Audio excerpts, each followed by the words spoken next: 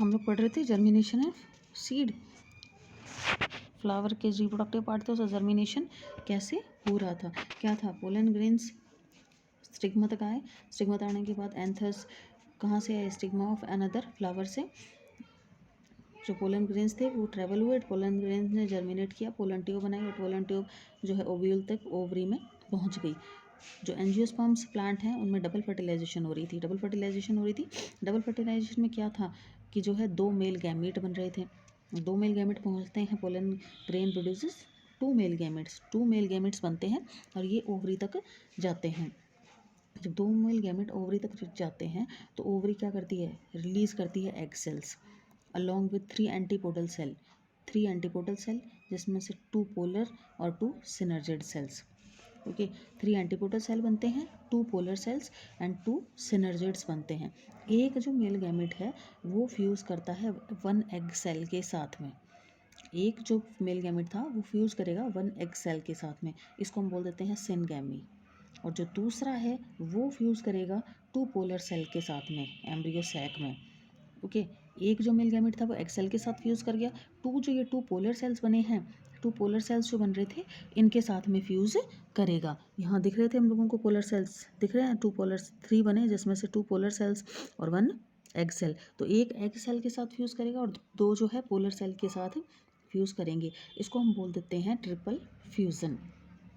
Double fertilisation से क्या होता है, डबल होगी ना, एक एग सेल के साथ हुआ और 2 पोलर सेल के साथ रिप्रोडक्शन होगी, production of 1 zygote and 1 triploid, एक तो जाइगोट बन गया, दूसरा ट्रिप्लॉइड बन गया। ओके, जाइगोट क्या करेगा, डिवाइड करेगा टू फॉर्म एन एम्ब्रियो, और ये जो हम लोगों ने ये ट्रिप्लॉइड जो बना था ये क्या करेगा, नरिशमेंट प्रोवाइड करवाएगा। ओव्यूल क्या है, ओव्यूल डेवलप करेगा, थिक कोट बनाएगा और सीड चेंज हो जाएगा, ओव्यूल किस में, सीड में, ओवरी किस में चेंज हो जाएगी, फ्रूट में, जो ओव्यूल है अंदर वो चेंज हो जाएगा सीड में, ओवरी क्या बना देगी, फ्रूट बना देगी। The seed germinate to form a plant under suitable condition such as air, कौन सी कंडीशन चाहिए, एयर है, मॉइस्चर है, यही चाहिए, तो ये हमारे पास है ट्रिपल फ्यूज़न डबल फर्टिलाइजेशन, और ये था प्रोसेस किसका, सीड फॉर्मेशन का। ओके, देन अब हम पढ़ेंगे reproduction in human being. Human being में जो रिप्रोडक्शन है वो हम इसमें पढ़ेंगे, हम जो सेक्स रिप्रोडक्शन है ह्यूमन बीइंग में हम पढ़ेंगे सेक्सुअल रिप्रोडक्शन होता है। तो सेक्सुअल रिप्रोडक्शन में क्या है, ये जो हम लोग पढ़ते हैं मेल एंड फीमेल गैमेट्स ये बनते हैं बाद में, पहले ये बने बॉडी के अंदर इनएक्टिव रहते हैं जब बर्थ के टाइम पे। ओके, जब हम लोग 10 और 11 ईयर्स में हो जाती हैं गर्ल्स और 13-14 ईयर्स के बॉयज़ हो जाते हैं तो ये ऑर्गन जो है एक्टिव हो जाते हैं और गैमेट्स बनाना शुरू कर देते हैं हार्मोनल एक्टिविटी से। इस पीरियड को this period of maturation of reproductive organ, ये जो मैचुरेशन पीरियड है इसको हम बोल देते हैं प्यूबर्टी। ओके, जिसमें कि ये ऑर्गन्स मैच्योर हो जाते हैं। ह्यूमन बींग्स क्या है, यूनिसेक्सुअल है, एक ही सेक्स प्रेजेंट है सिंगल में, and show visible difference in physical features, male और फीमेल अलग अलग नज़र आते हैं। Okay, general changes that are visible at the age of puberty are, क्या चेंज नज़र आते हैं हमें, हेयर्स की ग्रोथ हो जाती है आर्मपिट्स में, जेनिटल एरिया में, darkening of genital area, appearance of hair on other body parts, skin कैसी हो जाती है, ऑयली, पिंपल्स दिखने लगते हैं, वॉइस थोड़ी हॉर्स सी हो जाती है, वॉइस में क्या होता है, मुस्टैच आ जाती है या बियर्ड भी, फिर वॉइस की हाई पिचड हो जाती है, मेमरी ग्लैंड्स एनलार्ज हो जाती हैं, ओवरी और टेस्टिस जो है हार्मोन सिक्रेट करना शुरू कर देती है, ओवरी सिक्रेट करती है ईस्ट्रोजन और टेस्टिस सिक्रेट करता है टेस्टोस्टेरोन। ओके, ये दोनों हार्मोन्स ओवरी और टेस्टिस सिक्रेट करते हैं। फिर हम मेल रिप्रोडक्टिव सिस्टम पढ़ेंगे अब हम इसमें, ये तो कुछ चेंजेस थे, अब हम पढ़ेंगे मेल रिप्रोडक्टिव सिस्टम। ये हमारा male reproductive system, mail reproductive system में जो हमें दिख रहा है सबसे पहला पार्ट है हमारा testis, here is a testis. Testis क्या है, प्राइमरी मेल सेक्स ऑर्गन है जो प्रोड्यूस करता है स्पर्म्स एंड मेल हार्मोन्स, जो हार्मोन है testosterone. Testosterone they pair oval shaped organ located outside the abdominal cavity in scrotum which provide optimum temperature for the formation of sperm। Testis का काम क्या है, स्पर्म प्रोडक्शन काम है इसका और हार्मोन को रिलीज करना होता है। फिर है स्ट्रक्चर ऑफ, यहाँ पे जो स्पर्म जो है सिक्रीट हुए, क्या सिक्रीट करता है टेस्टिस, स्पर्म को सिक्रीट करता है। ओके, स्पर्म को सिक्रीट करने के उसके बाद आ जाता है एपिडाइडमस। वास डिफरेंस ये दिख रहा है हमें, वास डिफरेंस है इसमें। यूरेटर है, ब्लैडर है, प्रोस्टेट ग्लैंड है, पेनिस है, यूरेथ्रा, स्क्रोटम और सेमिनल वेसिकल।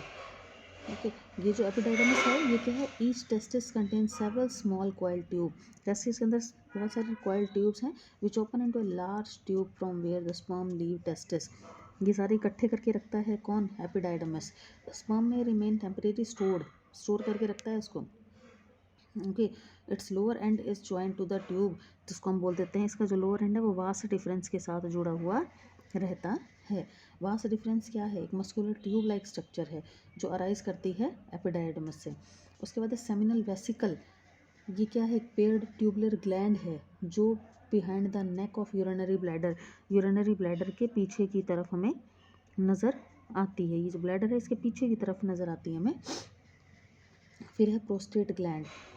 प्रोस्टेट ग्लैंड क्या है, जो यूरिनरी ब्लैडर के पास में है, क्या सिक्रेट करती है, milky and alkaline which is important for, जिससे कि स्पर्म प्रोड्यूस तो कर दिए पर वो मोटाइल भी होने चाहिए ना, घूमने भी तो चाहिए वो। फिर आ जाती है Cowper's gland. Cowper's gland secretion जो है कॉपर्स ग्लैंड और प्रोस्टेट ग्लैंड का क्या बनाता है, एनवायरनमेंट ऐसा प्रोवाइड कराता है जिससे स्पर्म सर्वाइव कर सकें। फिर है पेनिस, इसका काम क्या है, discharge urine and injection and deposition of semen in genital tract of female. Okay, ये था हमारा male reproductive system. Female reproductive system में आती है ओवरीज। ओके, क्या आती हैं, ovaries. Here are two ovaries, 2 ovaries present होती है। आलमंड की शेप की दिखाई दे रही है हमें ये ओवरीज। ओके, इसमें फेलोपियन ट्यूब है, यूटरस है, कर्वेक्स है और वेजाइना है। फेलोपियन ट्यूब क्या करती है, ओविडक्ट कैरी करके रखती है एग्स को। फ्रॉम द ओवरी से जब एग आते हैं तो उसको फेलोपियन ट्यूब उसको कैरी करके रखती है। Ovum is moved into the oviduct, ovum से मूव करता है ओविडक्ट में, ओविडक्ट में मूव करता है by the ciliary action of inner lining of oviduct and contracts in its wall. फिर आ जाता है यूरेटर, सेकंड पार्ट है इसका यूरेटर, दिख रहा है हमें। फेलोपियन ट्यूब के बाद है यूरेटर। ये थिक वाल्ड है, मस्कुलर सा ऑर्गन है और एब्डोमिनल में लोअर में प्रेजेंट होता है। क्या काम है, nurture the developing embryo during gestation period, its lower part is known as cervix. फिर वेजाइना, वेजाइना क्या है, इलास्टिक ट्यूबुलर स्ट्रक्चर है जो कनेक्ट करता है uterus with outside of the body. It is the passage entry of sperm, sperm के entry का ये एक पैसेज है। Okay, vagina, opening of vagina is different from urethra, it is the passageway for menstrual flow and it is also the copulatory organ for females. Okay, तो here is the female reproductive system. Fallopian tube क्या करती है, carry करती है eggs को। Ureter क्या करता है, nurture the developing embryo, developing embryo को नरिश करता है। यह है passage of entry of sperm. फिर एक प्रोसेस है इम्प्लांटेशन। इम्प्लांटेशन क्या होता है, embryo get attach to the wall of the uterus, embryo क्या अटैच होता है यूट्रस की वॉल से, इसको बोलते हैं इम्प्लांटेशन।